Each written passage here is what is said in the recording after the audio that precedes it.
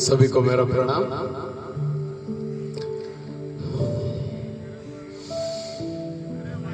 कि ना हवा का कसूर, न हवा का कसूर, न दिए का कसूर, क्योंकि हवा को चलना था और दिए को जलना था। एक बहुत सुंदर कहानी। एक बार एक भिखारी एक किसान के घर भिक्षा के लिए जाता है, भिक्षा मांगने के लिए जाता है। बाहर से आवाज लगाता है लेकिन उसको कोई रिस्पांस नहीं मिलता है, तो वो थोड़ा अंदर जाकर झांक के देखता है। किसान घर आया हुआ होता है, बच्चे दौड़कर उससे लिपट रहे होते हैं, पत्नी उसके लिए खाना लेकर आ रही होती है, उसको खाना खिलाने की तैयारी कर रही होती है। ये सब माहौल चल रहा होता है, पूरा फैमिली एंटरटेनमेंट चल रहा होता है। भिखारी सोचता है कि शायद इन लोगों ने सुना नहीं होगा, वो पुनः आवाज लगाता है। इस बार जो किसान की पत्नी होती है वो सुन लेती है और वो उसको भिक्षा में जो भी अनाज देना होता है वो अनाज दे देती है। भिखारी भिक्षा लेकर चला जाता है। जाते जाते मन में सोचता है कि कितना सुखी परिवार है, कितने अच्छे से सब लोग रह रहे हैं, बच्चे पिता से लिपट रहे हैं, पत्नी खाना दे रही है, और मेरा कैसा जीवन है, दिन भर भिक्षा मांगना, अब घर जाके खाना बनाना, खाना। ये सब वो सोच रहा था और सोचते सोचते आगे चलता जा रहा था। इधर किसान अपनी पत्नी से कहता है कि बहुत परेशानी चल रही है, बहुत तकलीफ चल रही है, आज किसी भी तरह मुझे 500 रुपए का लोन चाहिए, 500 रुपए की रिक्वायरमेंट है। तो उसकी पत्नी कहती है कोई बात नहीं, आप गांव के जो अपने साहूकार हैं, व्यापारी हैं, उनसे उधार ले लो, लोन ले लो उनसे। वो उनको पॉजिटिव करती, मोटिवेट करती कि कोई बात नहीं, आप उनसे ले लो, अभी कर्जा ले लो, बाद में कर्जा चुका देंगे।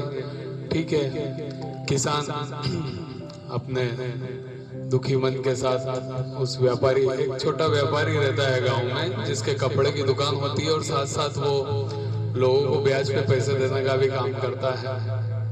ये व्यक्ति वहां जाता है और उससे 500 रुपए की जरूरत है ऐसा बताता है, और वो ठीक है, साहूकार उसको पैसा देने के लिए तैयार हो जाता है। व्यापारी ये बैठे बैठे वहां देखता है कि व्यापारी का बड़ा काम काज है, किसी का कोई 1000 रुपए लेने आ रहा है, कोई 2000 लेने आ रहा है, कोई 5000, कोई 10,000, ऐसे कई खाते चल रहे हैं। तो इसके मन में ये आता है कि यार साला अपना क्या जीवन है, अपने पास 500,000 की व्यवस्था नहीं, और ये देखो 10,000 5,000 के खाते चल रहे हैं। कहीं ना कहीं ये व्यापारी बहुत सुखी आदमी है। ठीक है साहब, ऐसा सोचते सोचते वो 500 रुपए लेके घर चला जाता है। इधर जो वो व्यापारी होता है कपड़े खरीदने के लिए शहर जाता है बड़े व्यापारी के यहाँ, वहां जाके उसकी दुकान पे बैठता है, बातचीत चलती रहती है। इधर उधर से वहां पर पर्चे आती रहती है कि सेठ जी आपको 1 लाख का फायदा हुआ है, कहीं से पर्ची आती है सेठ जी आपको 2 लाख का फायदा हुआ है। ऐसा सब क्रम चलता रहता है। ये जो छोटा व्यापारी गाँव का है ये मन ही मन सोचता है कि यार अपन कई के सेठ और कई के बहुत बड़े सेठ है, ये देखो यहाँ लाखों में खेल रहा है, अपन वहाँ 2, 5, 10 हजार में खेल रहे हैं। उसके दिमाग में ये चलता है कि यार कहीं ना कहीं ये ज्यादा सुखी है, अपन तो कुछ नहीं है इसके आगे। ठीक है साहब, वो ऐसा सोचते सोचते वो चला जाता है। इधर जो बड़ा व्यापारी है उसके पास इतने में एक पर्ची आती है, उसका नौकर उसको बताता है कि सेठ जी आपको 5 लाख का घाटा हो गया। सेठ जी टेंशन में आ जाते हैं, इधर टेंशन में आ जाते हैं। इधर इतने में एक नौकर बोलता है सर एक लेटर और आया है और आज आपको राय साहब के यहाँ पर दावत में बुलाया है। वहाँ के बहुत बड़े रईस होते हैं उस शहर के, उनके यहाँ दावत का इंतजाम होता है। तो ठीक है, चूंकि इनको तो बहुत टेंशन हो गई थी, 5 लाख का घाटा हो गया, स्ट्रेस में थे, पर चूंकि राय साहब ने दावत पे बुलाया, शाम को वहाँ गए, देखा बहुत बड़ी महफिल जम रही थी, बड़े बड़े लाट साहब, कलेक्टर साहब, बड़े बड़े सब लोग वहाँ आए हुए थे। जैसे तैसे इनको भी वहाँ जगह मिलती है। ये सब झांकीबाजी देख के इनके मन में विचार होता है कि यार अपन कौन से बड़े सेठ है, झांकी तो राय साहब की है, इतने बड़े बड़े लोग इनसे मिलने आ रहे हैं दावत में, इतने बड़े बड़े लोग इनको पूछ रहे हैं, इतना पैसा है, इतना सब कुछ इनके पास। मुझे लगता है कहीं ना कहीं ये ज्यादा सुखी है। ठीक है साहब, इधर राय साहब पार्टी वार्टी निपटती है और अपने कमरे में जाते हैं, दिन भर थक जाते हैं और पार्टी की भी थकान रहती है, पार्टी की टेंशन भी रहती है कि अच्छा काम हो जाए, सब लोग आएंगे। इतने में उनके पास भी एक लेटर आता है कि साहब आपको 50 लाख का नुकसान हो गया, कोई कहीं घाटा हो जाता है। वो दिमाग तो वैसे ही खराब था, मतलब टेंशन तो ऐसे ही थी, पार्टी की थकान थी और ऊपर से ये, तो सिर और ज्यादा दुखने लगता है। वो अपने नौकरों को कहते हैं कि यार समझ में नहीं आ रहा है कि जीवन क्या है।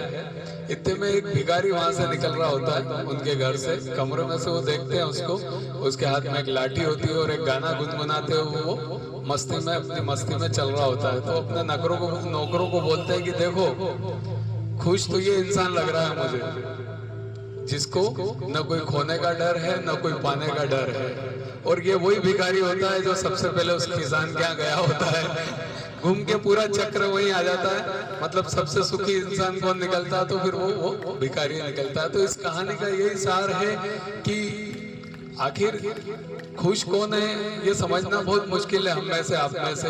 केवल पैसा हमें खुशी नहीं दे सकता है, किसी के पास 100 रुपए, 1000 रुपए, 1 लाख रुपए, 1 करोड़ रुपए, कितना भी रुपया हो, पर उससे ये क्लियर नहीं है कि वो सुखी हो, है ना। सुख सुख जो होता है इंटरनल सुख जिसको है उसी को समझ में आता है कि वो इंटरनल सुख क्या है। कोई किसी को वो सुख दे नहीं सकता, कोई वो सुख ऐसे पा नहीं सकता, मतलब बहुत डिफिकल्ट है इसको समझना, इसको पाना। तो कुल मिला के इस कहानी का सार यही है कि लोगों की मदद करें और एक आंतरिक सुख जो पाना चाहिए उस सुख तक पहुंचने का प्रयास करें। सिर्फ पैसे से सुख नहीं खरीदा जा सकता है, पैसे से इंटरनल शांति नहीं खरीदी जा सकती। बस इस कहानी का यही सार था। अगले प्रयोग में प्रवेश करेंगे।